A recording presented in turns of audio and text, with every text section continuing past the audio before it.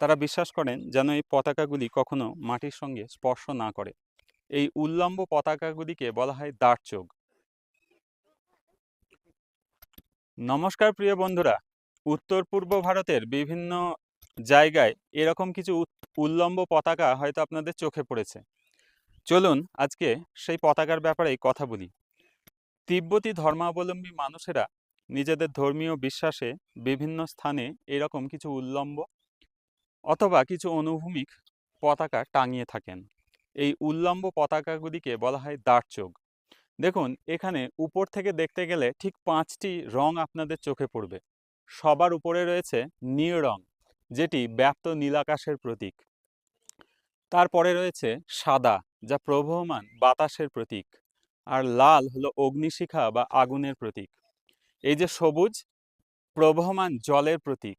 আর সবার শেষের এই যে হলুদ, তা ধরিত্রী বা পৃথিবীর প্রতীক। এই পতাকাগুলি যখন তিব্বতী ধর্মাবলম্বী মানুষেরা কিছু বিশেষ দিনে টাঙিয়ে থাকেন, তখন তারা বিশ্বাস করেন যে এই পতাকা তাদের শুভকামনা বা গুড লাক বয়ে আনবে।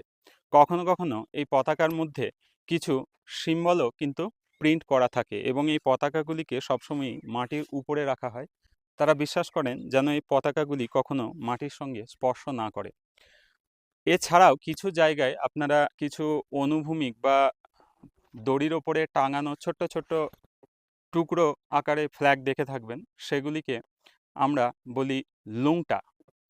একইভাবে এগুলির মধ্যেও বৌদ্ধ মন্ত্র লেখা থাকে এবং এই মন্ত্র তারা বিশ্বাস করেন যে প্রবহমান বাতাসের সাথে সেই শুভ কামনাটা চারিদিকে ছড়িয়ে নিয়ে যায়। তো আজকে চিনলাম দাঁড়চোগ। ভালো থাকবেন, দেখা হবে আগামী ভিডিওতে। ধন্যবাদ।